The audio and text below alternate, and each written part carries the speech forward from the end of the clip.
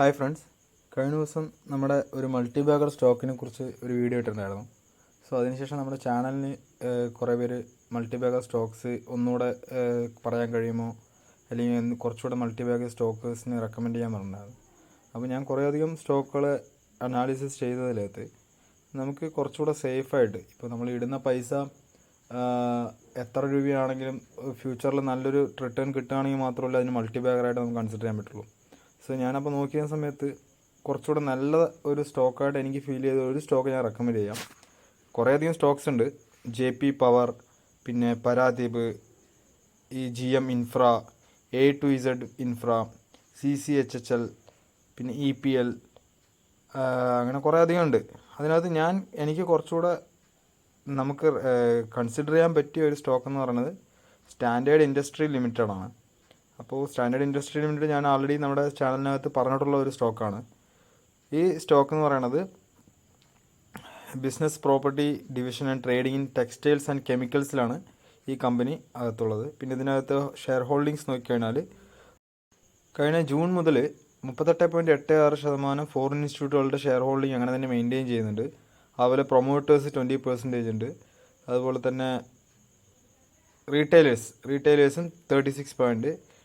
അപ്പോൾ ഈ സ്റ്റോക്കിനകത്ത് എല്ലാവരും ഒരു ഫിക്സഡ് വെച്ചിട്ടുണ്ട്. കാരണം എന്താ വെച്ചാൽ ഇതിൻ്റെ ഡിവിഡൻഡ് നോക്കുക. എല്ലാ 6 മന്ത്സിനകത്തും, എല്ലാ 1 ഇയറും, 6 മന്ത്സ് അല്ല, എല്ലാ ഇയറും ഒരു ₹1 ബിലോ, ആകെ 25 റുപ്പീസിന് താഴെയാണ് ഈ സ്റ്റോക്കിൻ്റെ വാല്യൂ ഉള്ളത്. അതിന് അത്യാവശ്യം നല്ലൊരു ഡിവിഡൻഡ് എല്ലാ വർഷവും കൊടുക്കുന്നുണ്ട്. പിന്നെ അതുപോലെ തന്നെ ഇതിൻ്റെ ഫണ്ടമെൻ്റൽ നോക്കുന്ന സമയത്ത് ഇതിൻ്റെ ഡെബിറ്റ് നോക്കുക. 406 കോടിയിൽ നിന്നും കുറഞ്ഞപ്പോൾ 45 കോടിയിലേക്ക് എത്തിച്ചിട്ടുണ്ട്. അതുപോലെ പ്രോഫിറ്റും അത്യാവശ്യം നന്നായി ജനറേറ്റ് ചെയ്യുന്നുണ്ട്. 406 കോടിയുടെ ഡെബിറ്റിൽ നിന്ന് 45 കോടിയിലേക്ക് എത്തുന്നത് വെച്ചാൽ കമ്പനി അത്രയും മെച്ചപ്പെട്ട രീതിയിൽ ലയബിലിറ്റീസ് കുറച്ചുകൊണ്ട് പ്രോഫിറ്റ് കൂട്ടി വരുന്ന ഒരു കമ്പനിയും കൂടെയാണ്. പ്ലസ് ഡിവിഡൻഡും നൽകുന്നുണ്ട്. അപ്പോൾ ഈ കമ്പനി എന്തുകൊണ്ടും നമുക്ക് ഇൻവെസ്റ്റ് ചെയ്യാൻ പറ്റിയ ഒരു കമ്പനിയായിട്ട് ഞാൻ കൺസിഡർ ചെയ്യുന്നു. അതുപോലെ നമുക്ക് ചാർട്ട് അനാലിസിസ് കൂടെ നോക്കാം. ചാർട്ട് അനാലിസിസിനകത്ത് ഞാൻ ടൈം ഫ്രെയിം മന്ത്ലി വെച്ചിട്ടുണ്ട്. മന്ത്ലി വെച്ചിട്ട് ഞാൻ റെക്കമെൻഡ് ചെയ്യുന്നത്, കഴിഞ്ഞ ദിവസം ഞാൻ റെക്കമെൻഡ് ചെയ്തൊരു സ്റ്റോക്ക് കൂടെയാണ്. ഇപ്പോൾ ചാർട്ടിൻ്റെ റെസിസ്റ്റൻസും അതിൻ്റെ പാറ്റേണൊക്കെ വരയ്ക്കാനുള്ള ഒരു വീഡിയോ നമുക്ക് പിന്നീട് ചെയ്യാൻ വിചാരിക്കും. ഇപ്പോൾ നിങ്ങൾക്കത് പറയാനുള്ള സമയമില്ലാത്തതുകൊണ്ട് ഞാൻ ആൾറെഡി ചെയ്തതിൻ്റെ ഒരു ഡാറ്റ വെച്ച് പറയാം. ഇവിടെ ഒരു ഗ്രീൻ ലൈൻ നിങ്ങൾക്ക് കാണുന്നുണ്ടാവും. ഗ്രീൻ ലൈൻ സപ്പോർട്ട് എടുത്ത് മുകളിലേക്ക് പോകുന്നുണ്ട്. പിന്നെ അതുപോലെ 28.5 എന്നുള്ളത് നല്ലൊരു റെസിസ്റ്റൻ്റായിട്ട് ആക്ട് ചെയ്യുന്നുണ്ട്. അപ്പോൾ ഒരു പക്ഷേ ഈ ഗ്രീൻ ലൈന് താഴെ പോവാതെ ഈ ഗ്രീൻ ലൈൻ വീണ്ടും സപ്പോർട്ട് എടുത്ത് വരികയാണെങ്കിൽ ഇപ്പോൾ മേജർ റെസിസ്റ്റൻസ് ആയിട്ടുള്ള 28.5 ബ്രേക്ക് ചെയ്തുകൊണ്ട് നമുക്കൊരു മൂവ്മെൻറ്റ് കിട്ടുമെന്ന് വിശ്വസിക്കുന്നു. മൂവ്മെൻറ്റ് കിട്ടുകയാണെങ്കിൽ തന്നെ ഇത് ഹൈ ക്രിയേറ്റ് ചെയ്തിട്ടുള്ളത്, ഈവൻ സ്റ്റോക്ക് മാർക്കറ്റിനകത്ത് ലിസ്റ്റ് ചെയ്തതിന് ശേഷം ഏറ്റവും ഹൈ ക്രിയേറ്റ് ചെയ്തത് 115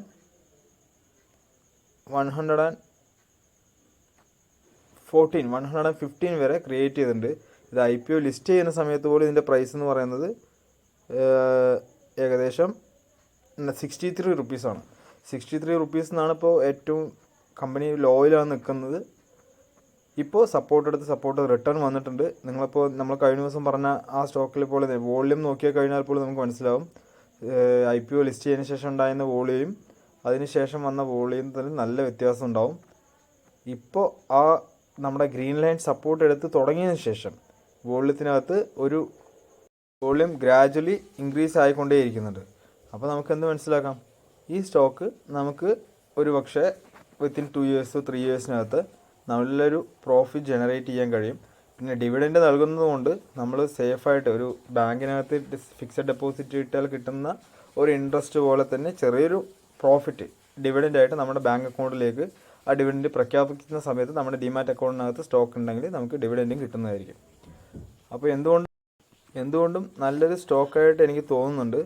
അതുപോലെ തന്നെ നമ്മുടെ EMI ക്രോസുകളുണ്ടല്ലോ, EMI ക്രോസിൻ്റെ മന്ത്ലി ചാർട്ടിനകത്ത് ക്രോസ് വന്നിട്ടുണ്ട്. അപ്പോൾ മനസ്സിലാക്കാം, മന്ത്ലി ചാർട്ടിനകത്ത് ക്രോസ് എന്ന് വെച്ച് കഴിഞ്ഞാൽ കുറേയധികം മന്ത്സ് നമുക്ക് ഹോൾഡ് ചെയ്യാൻ കഴിയുന്ന ഒരു സ്റ്റോക്കാണ്. അപ്പോൾ നെക്സ്റ്റ് മന്തോ അല്ലെങ്കിൽ അതിൻ്റെ അടുത്ത് നെക്സ്റ്റ് മന്തിലോ ഈ ക്രോസ് കഴിഞ്ഞ് ഒരു ചെറിയൊരു ആംഗിളോട് കൂടി നമുക്ക് കിട്ടുകയാണെങ്കിൽ നമുക്കിത് നല്ലൊരു മൂവ്മെൻറ്റ് കിട്ടുമെന്ന് വിചാരിക്കണം. നമുക്ക് വേണമെങ്കിൽ ഹൈക്കിനിഷി ക്യാൻഡൽസ് കൂടെ ആഡ് ചെയ്ത് നോക്കാം. ഹൈക്കിനിഷി ക്യാൻഡൽസ് ആഡ് ചെയ്യുന്ന സമയത്തും ഗ്രീൻ വന്ന് റെഡ് കണ്ടിന്യൂസ് ആയിട്ട് വന്ന ശേഷം ഇപ്പോൾ ഗ്രീൻ ക്യാൻഡിൽസ് ഫോം ചെയ്ത് തുടങ്ങിയിട്ടുണ്ട്.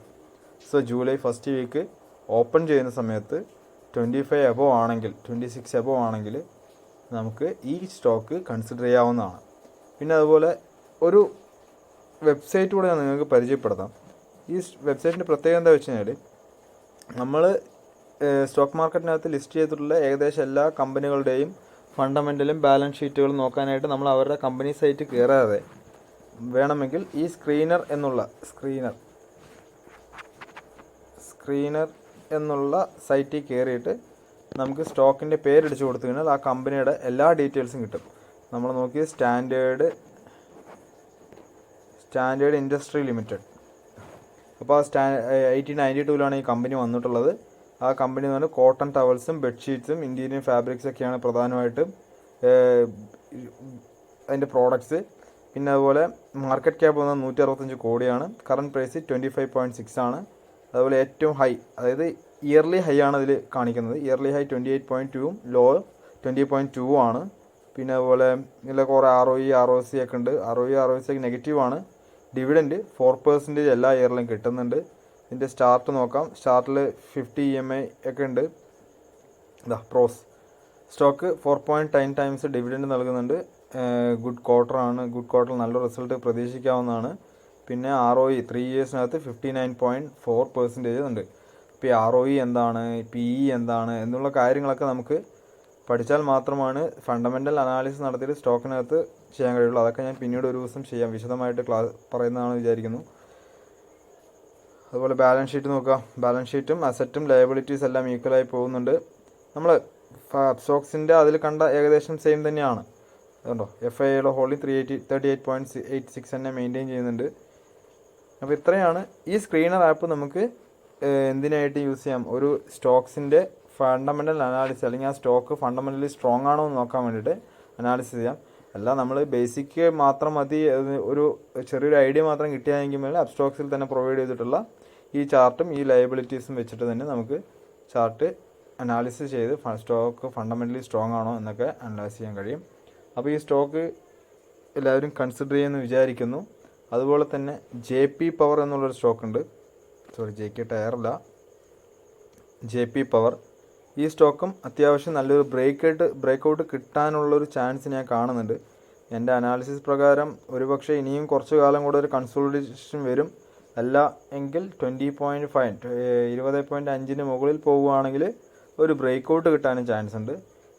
അതല്ലാതെ ഈ കാണുന്ന ട്രയാങ്കിളാണ് എൻ്റെ ഒരു ബ്രേക്കൗട്ട് സോൺ എന്ന് പറയുന്നത്. ഒരുപക്ഷെ ബ്രേക്കൗട്ട് വരികയാണെങ്കിൽ നമ്മുടെ ചാനലിനകത്തോ യൂട്യൂബിനകത്തോ എങ്ങനെയെങ്കിലും ഞാൻ നിങ്ങളെ അറിയിക്കുന്നതായിരിക്കും.